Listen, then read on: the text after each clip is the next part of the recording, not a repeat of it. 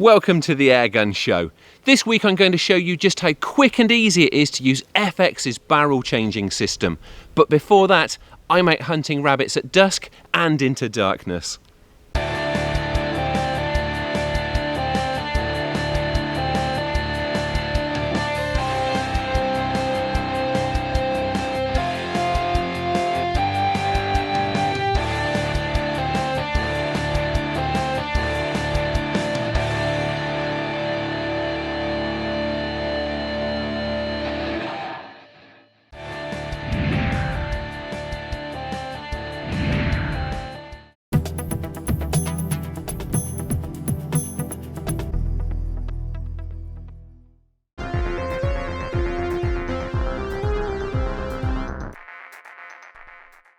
Right, I'm out after rabbits this evening and I'm actually going to be using two different setups, so I thought I'd kick off just by talking about the kit. Now, the reason I'm using these two setups is because the rabbits on this permission have seen a heck of a lot of shooting pressure through the summer, so you don't see a lot of them during the daylight hours. So the plan is to kick off with a bit of a mooch round during dusk using a conventional daytime setup, and then switch over to night vision when I hope we'll see a few more rabbits being a bit more confident under the cover of darkness. So the daytime setup is the Day State Red Wolf, that's FAC rated, give me a bit more long range capability, and also because it's a little bit breezy, it'll be a bit more predictable in that wind tonight.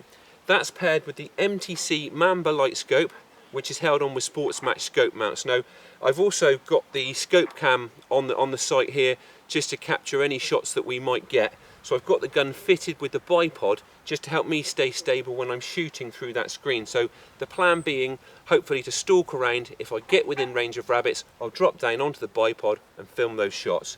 The other setup that I'll move on to after dark is a sub 12 foot-pound Brocock Bantam, and that's the HR regulated version, and that is fitted with the ATN X-Sight, and that's just to give me that night vision and hopefully that added degree of stealth. So we'll get cracking and see if we can put it all to use.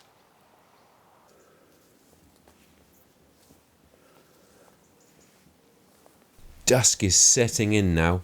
The failing light should give rabbits confidence to come above ground.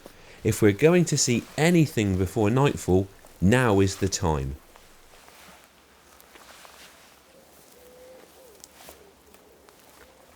I'm moving as stealthily as I can because I'm not expecting these rabbits to give us any second chances.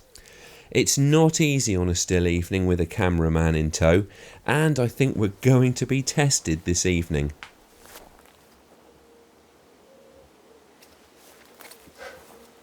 Right, I thought I'd probably see a couple over that brow, but as expected, super twitchy and they've bolted straight in. Now, typically, the wind's dropped right off now, so you can literally hear a pin drop out here, so I'm not surprised that we spooked them. I think the best chance now is for me to set up out in the field on my belly and hopefully wait for one or two of these rabbits to venture back out.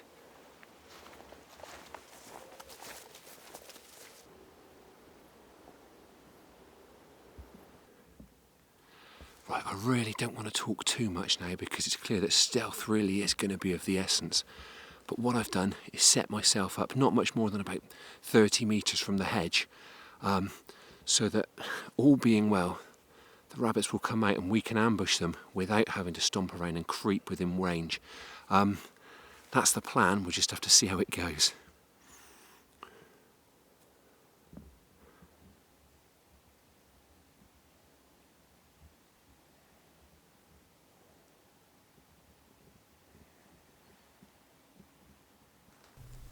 I'm used to being patient, but we're starting to run out of light now. Just as I start to lose hope, a rabbit creeps out within range.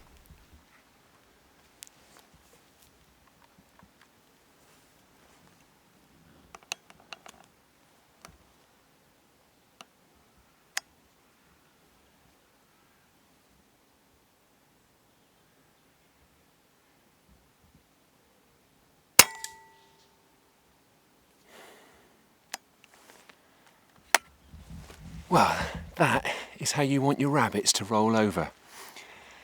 That one came out just along the end of the hedgerow, about 35 metres away. Absolute breeze for this setup. kills really don't get much more humane than that. Now, it has got really dark now, too dark really to be able to sensibly shoot or film with this setup for much longer. So I think what we'll do now is pick up that rabbit and switch over to the night vision gear.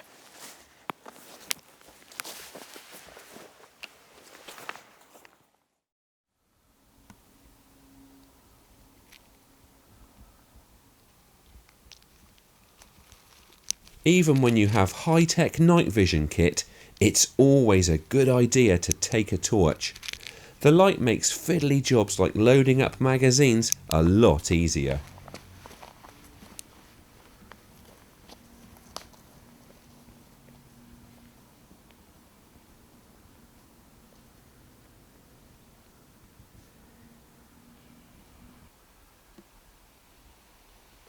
Right, again, I don't want to do too much talking, but we actually spooked a few rabbits back into a hedgerow as we were walking back to the car. So it's in a field corner. What I've done is set up on the hedge that runs adjacent to where the rabbits bolted. We've set up here another ambush. I'm going to scan occasionally through the night vision gear, and fingers crossed, if we can keep relatively quiet, they will come back out.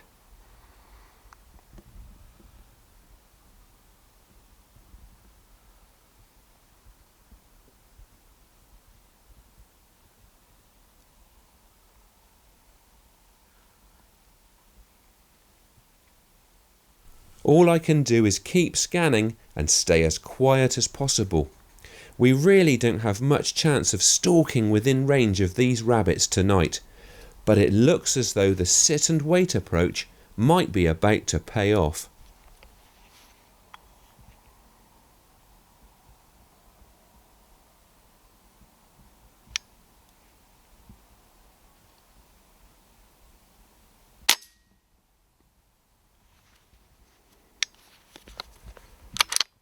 That one was pretty close.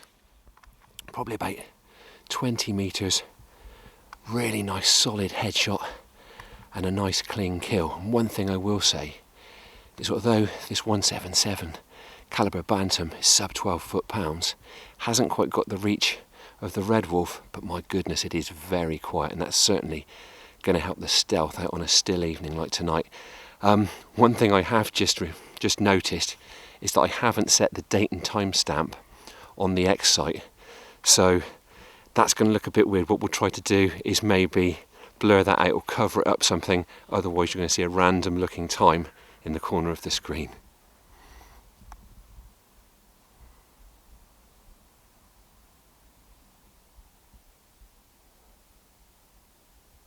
Not only is the bantam quiet and accurate, it's also a very tough little workhorse, which makes it a brilliant choice for after dark pest control.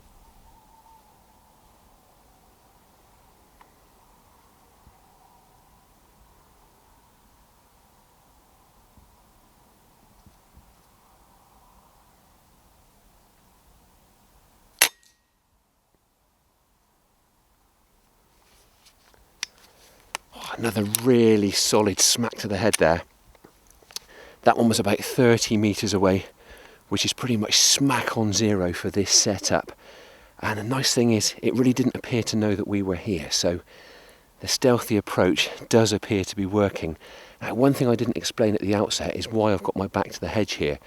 Now, you'd think at night the cover won't make much difference, but it's quite a clear sky tonight, and I didn't want to be skylined because there are still fairly clear silhouettes visible. So I've just tucked myself up against this cover where hopefully I'm just that little bit harder for the rabbits to spot.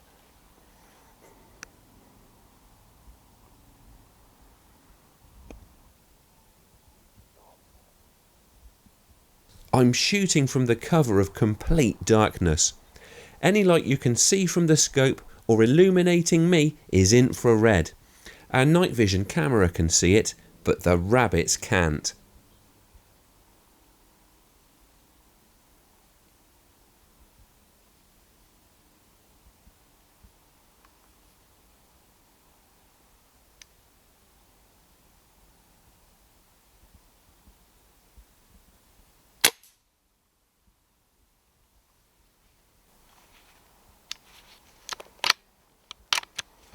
Oh, that was right in the back of the head. and another really good swift kill at about 30 metres. Now, I may have started out on the FX gun tonight, but since it's got dark, we've certainly proved just how effective sub 12 foot-pounds can be.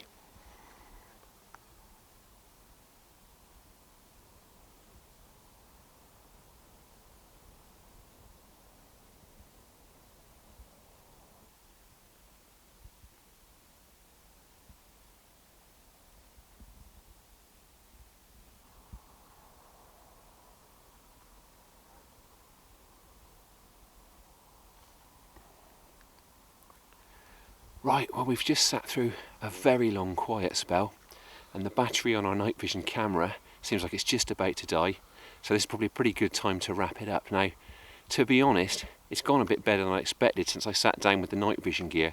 It was so dead here earlier on, the rabbits were so skittish.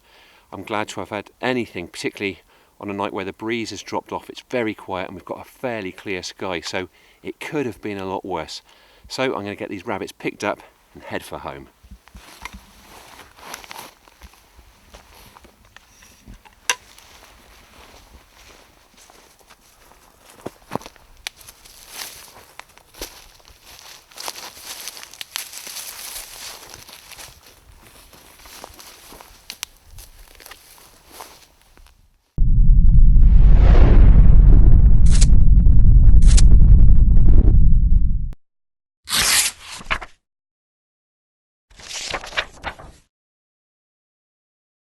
Shooting rabbits for pest control and the pot there.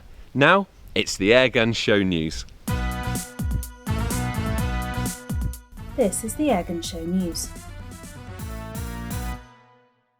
There could be an alternative shooting event to replace the Commonwealth Games in 2022.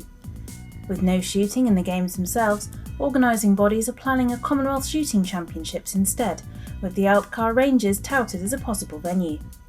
Commonwealth Games Federation say the two events cannot take place at the same time, but Britain's Sports Minister said he is on the case and trying to work out a compromise.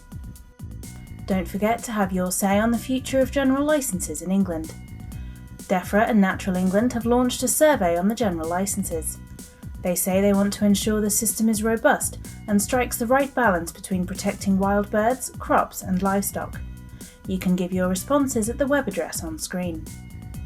There are also general licence changes afoot in Wales, as the body that issues them has announced plans to change them next year.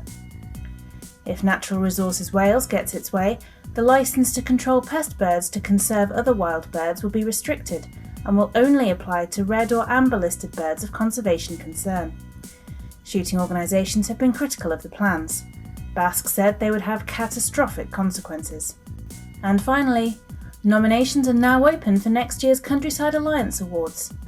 You can vote for your favourite village, shop or post office, food and drink provider, butcher, rural enterprise, pub and game champion. Nominations are open until the 8th of December, then judges will pick the regional finalists early next year before the winners go on to contest the national final. Head to the Countryside Alliance website to submit your nomination. That was the Airgun Show news.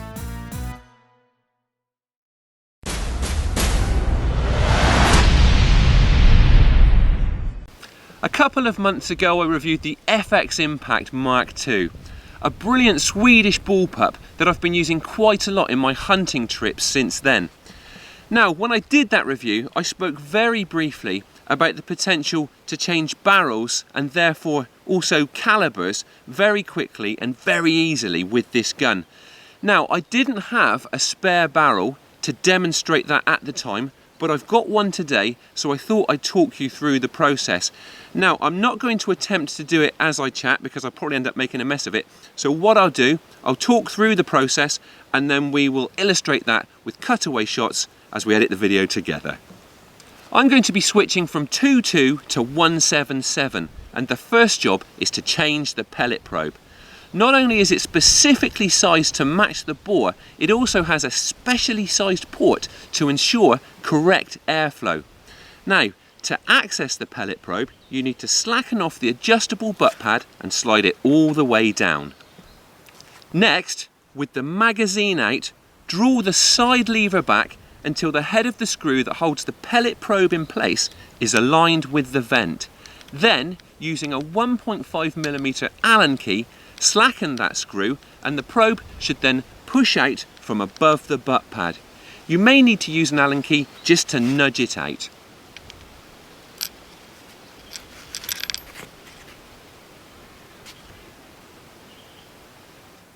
Now it's in with the 177 caliber probe. That needs to go in the same way as the other one came out and with the port facing downwards. I'll be using a 4mm Allen key to push it in and also to get it dead straight and aligned with that fastening screw.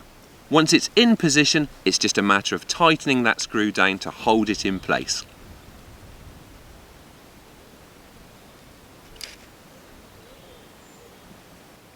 That's the probe taken care of. Now it's time for the barrel.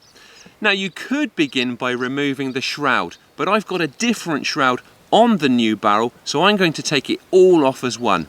The first step to that is slackening off the barrel fastening screw here, and that needs to be done with a 3mm Allen key. Now the screw is slackened off, the barrel should just pull straight out from the action. With that barrel out of the way, it's simply a matter of pushing the new one in with the port facing downwards.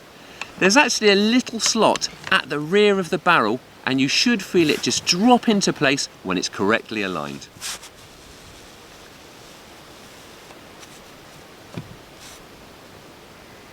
With the barrel fully inserted, it's simply a matter of tightening that fastening screw back up, and that's a job you really don't want to forget to do. Not only is it an incredibly simple process, the thing that I really like is the fact that none of the screws actually have to come all the way out of the gun, which means that you can do it out of doors like I am today without fear of bits and pieces rolling all over the place and getting lost on the floor. So, with the barrel swap complete, you simply need to change your magazine over to one that corresponds with the caliber of that barrel and the pellet probe, and then hit the range, ready for chrono testing and zeroing. So that's how simple that barrel change is. Now, swapping between different calibers with the same power plant did initially have me a little bit concerned about keeping an airgun's muzzle energy within the UK legal limit. However, the ports in those caliber specific pellet probes ensure that airflow is properly regulated to keep the gun legal. Now, this gun was churning out about 11.3 foot-pounds in 2.2 caliber. I'm chronoing it now with the 177 barrel and it's incredibly similar, which is very impressive.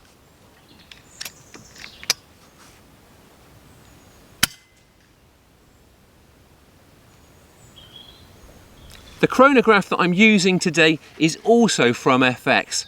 Now, it's a wireless model that's very compact and it pairs with your phone for really simple use. This one was supplied by JS Ramsbottom, who sell it for £149.99. Now, I hope that we'll have a slot in a future episode so I can show it in a bit more detail.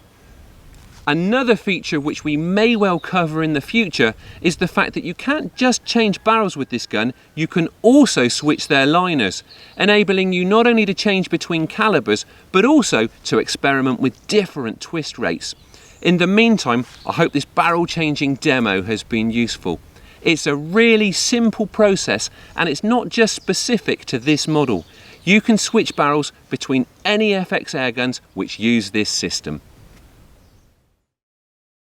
Look out for the new and improved Airgun Shooter magazine, packed full of technique, gear and insight from some of the best shooters in the industry. Brand new look and free video content. Pick up your copy today in stores or online.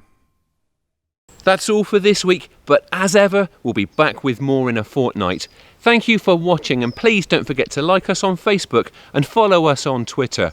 And if you aren't already a member of the BASC, have a look at their website and check out the benefits that you could be taking advantage of through Airgun membership.